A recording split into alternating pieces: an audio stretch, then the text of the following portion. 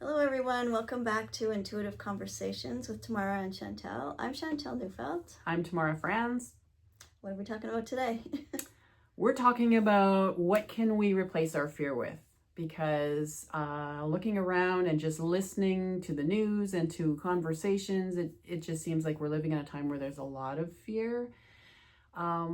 And that fear is useful to a lot of powers that be that want to hold on to structures that are actually dissolving because they no longer serve us. So there's a lot of fear that's being channeled, that's being fomented, that's being amplified by what's going on in the world. And there are definitely things that we can be fearful about if we want to. There's no shortage of material. But how useful is it for us to live in fear, right? What does that do to us? What does that do to our personal sovereignty, to our ability to make good choices, to our ability to feel optimistic about life? When it comes down to it, how useful is it to be living in fear 24/7? Yeah, not very. I feel like it's very immobilizing. Just makes you feel stuck and frozen. Right. Yeah. And often it creates a vacuum, a power vacuum, where there are plenty of power hungry people who will step right in and say, only I can fix it. And so look to me and I will make things great again, or I will, lead the way. I will. And you always want to be aware of people who are going to do things for you, right? Mm-hmm. Rather than empowering you to do things for yourself. Mm-hmm. So we were just having a conversation about what are some of the things that we can replace our fear with when we find ourselves going into that space of, oh no, things are terrible, the world is falling apart, and we start becoming frozen and feeling helpless and victimized in our fear. Mm-hmm. So where do we want to start? We've got a list. Well, I don't know. I guess I'll just dive into a personal story because that's where it's going for me. I used to have this inner critic that was really loud. And over the course of doing hypnotherapy and stuff, I got my inner voice to be more of a coach. The inner voice is just are you okay? What do you need? Check in with your mind, with your body, with your heart. How do you feel? How do you want to feel? And then go in that direction. It's all about slowing down, becoming the observer, and asking yourself what you need. Yeah, I love that idea of the inner coach. And you love parts therapy, right? I do. And so, we have a multitude of inner voices, and the coach is one of them. Mm-hmm. So it's almost developing awareness of which voice is the loudest, which voice do I choose to amplify or listen to? Or believe. The power of belief is so strong, right? Yeah. If you have this inner voice saying, you don't deserve such and such, well, how empowered are you going to be in the world? Yeah. Versus I deserve everything, right? Yeah. What would a coach say? The coach would say, you can do it. You got this, right? Right.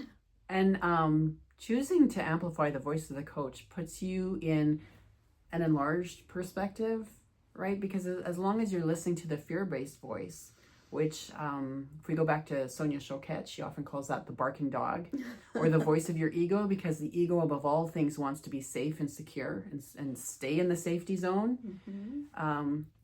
But the coach enlarges things and actually gets us looking at some of those other voices from a higher, larger perspective. And so do you actually want to amplify this voice?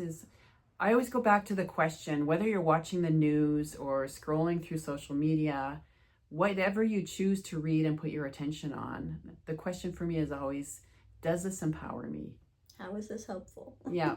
Is this empowering me or is this disempowering me? It's a very basic question, but we are so little trained to tune into how it makes me feel in my body. Yeah. Yeah. And navigating from that place. But that's actually the most intelligent way to navigate. Yeah. To pivot away from or towards. Yeah. We've really been cheated out of utilizing the intelligence of the body. Because that's how power systems stay in power, is by making you doubt yourself. Yeah. So that going into that calm space of just taking a deep breath, and the breath always brings you into the present moment. So presence is another thing we can use to replace fear. Because if you look at fear, it's always, I don't know if it is ever not looking at the future. Oh, this could happen. If I do this, this is going to happen, or the world's going to fall apart, or, you know, there's always this future event that hasn't happened that's actually not real. Yeah, I know a few people who have spent their whole lives, my dad being one of them, just in fear of like the world's going to end in some way, shape, or form, and they keep catastrophizing and having all these, you know, conspiracy theories of how it's going to happen. But if you actually look at their actual life, has anything bad happened? Like on the grand scale that they're thinking, no, like they've had a very privileged life and a life full of love. Yeah, I know, it's tragic, it's sad, you know, to rob yourself of the enjoyment and the savoring of the present moment. Because like heaven or hell is in your mind. That's what I've come to find. And it's because it's been a very useful tool for a very long time for patriarchal systems to maintain their dominance and to keep people in a state of disempowerment, right? Fear this that's going to happen to you, and then make sure, you know, that you're following what we tell you are the rules, so that this, you know, future catastrophe won't befall you. And you're always being watched over, so, you know, someone's keeping a tally, and not a very good way to live. And that shows up in different languages, you know. I mean, there's a religious version of it, but there are social versions of it. Follow the rules, be good.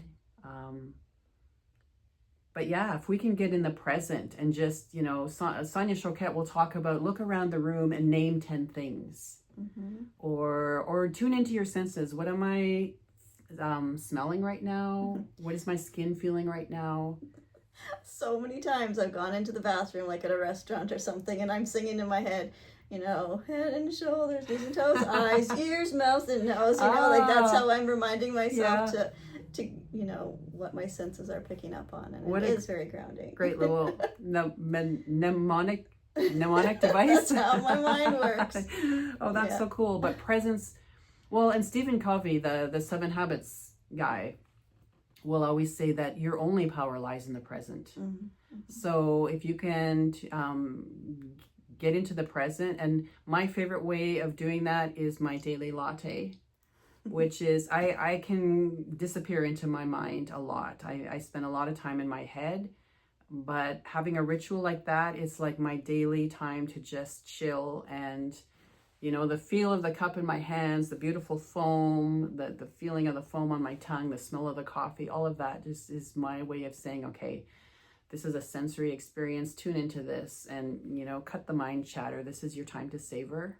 So, and I've been finding with like, you know, binge snacking, in mindful eating instead, with, you know, paying attention to how it feels, like the crunch or the flavor or whatever, like it slows everything down and it makes you really present instead.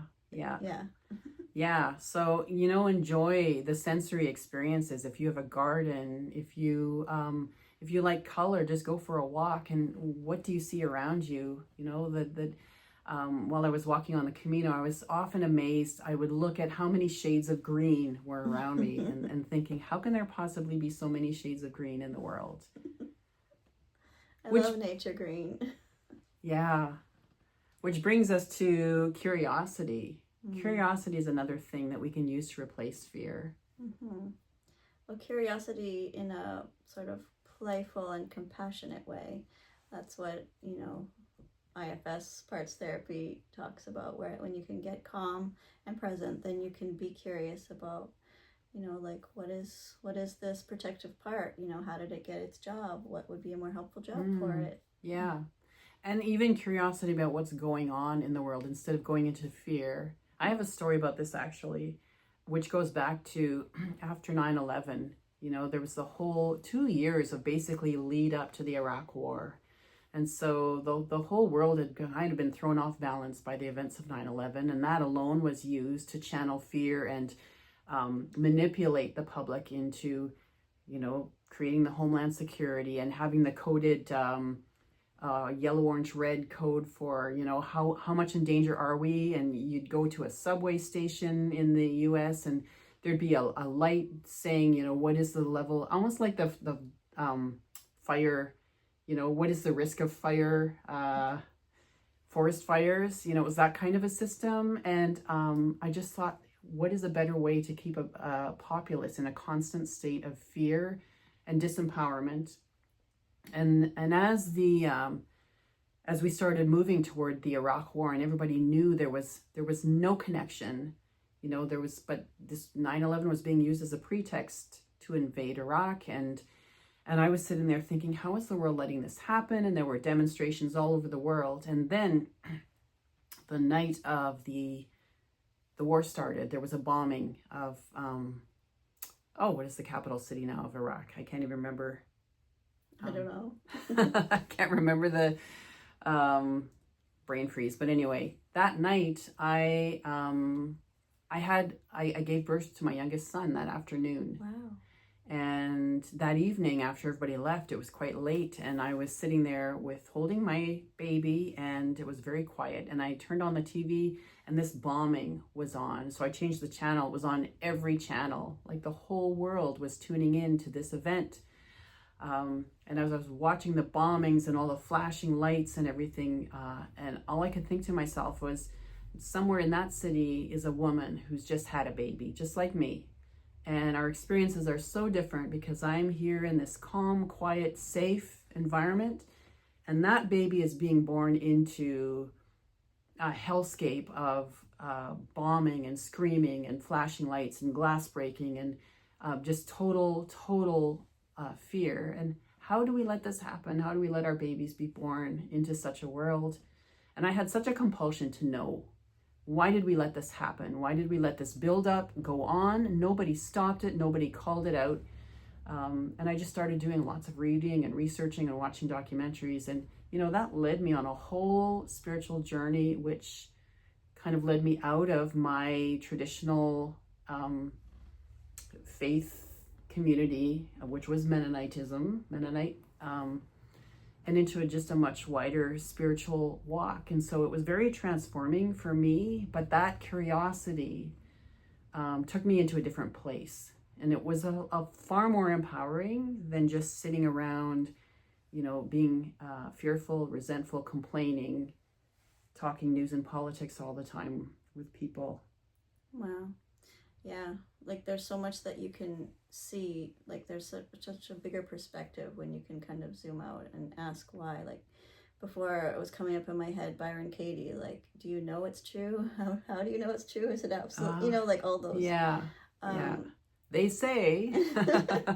Yeah, exactly. And I just feel like there's so much like almost business tactics going on with the powers that be and the media and stuff, where they create a problem and then they, you know, be like, oh, here's the solution, right? But when you look deeper, it's all about like the spirit of war, really. Like so and so did that to us, now we have to get them back. And it's just like that is an extinction program when you think about it in any place. Like when you're at war with yourself, if that gets out of hand, you know, or when countries are at war with each other, or when we have such polarized views and we don't remember what we all have in common and everything. So I feel like stepping out of that mentality of, you know, like we have to be safe, we better do all these things so we can be safe, versus like more switching into love. Like how can we connect to people? How can we, like, what do we have in common versus, you know, why do we have to always retaliate? Because retaliation, like, what does that solve? Like, that's what we've done in the past, but I feel like we're smarter now. You know, like, we're smarter now. Like, we can do things differently. Smarter is an interesting word because we've been so conditioned to reside in the left brain, which is all about information and facts. And, you know, our education system teaches us we're smart if we can memorize all kinds of information or deal well with information. But is it wise? Does it actually have a knowing? It's so easy to go in the left brain and look for the that's causes. Supposed to be our servant, right? Like the mind's supposed to be our servant doing all this computer work, right? Yeah. And memorizing. That's not the actual, you know, wisdom of humanity. Like that's AI. Like, you know. And you're talking about the heart, the wisdom and the knowing of the heart, right? The connection piece, the compassion. And so definitely in our creativity, that's where it comes from. Yeah. Creativity for sure is a great replacement for fear. Because when you get involved in something you're passionate about, it fills the space and there's no room left for fear. You get into that flow of, oh, I could do this all day. Like the playfulness of it. Yeah. Yeah. And there's something really empowering about being creative on any level, whether it's cooking or gardening or, fine arts, drawing, sewing, quilting. Yeah, the world you want to create, the world you want to enjoy. Yeah. And you can bring in something that's never been seen before, right? Like your unique gifts and talents are brought into the world. That's hugely empowering. The world needs solutions and the world needs delight.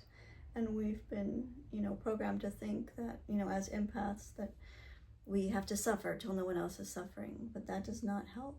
I think that's actually part of what keeps people in fear too, right? I have to vibe with everyone around me because I'm being callous or I'm being uninformed or I'm not being in tune with my tribe if I'm bringing myself up to a higher level. Frequency of gratitude and joy. And delight. Interest and curiosity and Sonia Choquette has this exercise of just when you find yourself going into fear or whatever, start naming like 10 things I love. I love walking. It brings your spirit back into your body. Yeah. I love talking with Chantel. I love having my daily latte. I love the way the sun sparkles on the leaves. Yeah. Just anything like that. And you can feel right away the shift the inner shift that creates. So if you're watching a news program that makes you puts you into fear, having a conversation or reading something on Facebook, scroll past, turn it off, and then just pivot to I love, like 15, 20 things that you love, and see how that makes a shift. It does take tremendous courage to delight. The quote we were talking about before, the task of a liberated person is not to scold the world and preach to it, but delight it back to its senses. That's Alan Watts. Yeah. And so I feel personally it takes tremendous courage because you risk social death, and people fear social death more than actual death. A lot of them. Totally. Me, I do. Oh yeah.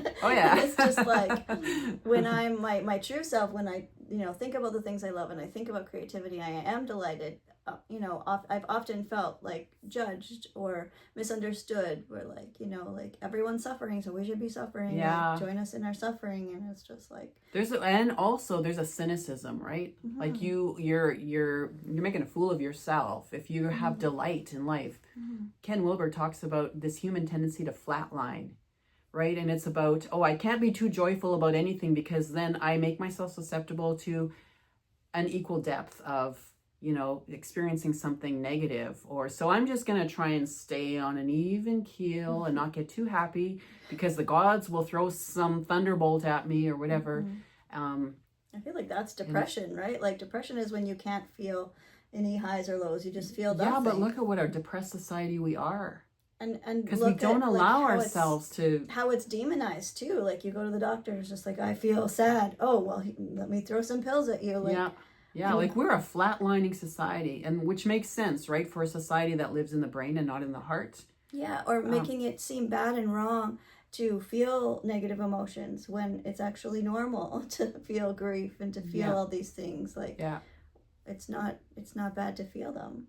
Yeah. I feel like the more, it's almost like a trampoline. Well, I don't know if trampoline, what's a good metaphor, but just like the lower you go, the higher you can go. Like some of my best, most, amazing moments have also been in the midst of my deepest grief.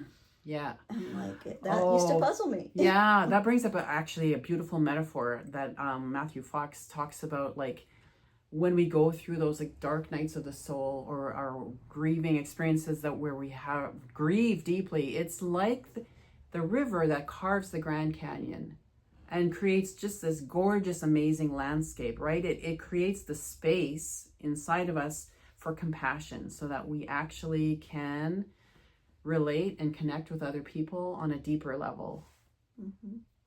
Yeah, we were talking before about the patriarchy and how power and connection, they can't really coexist. Yeah.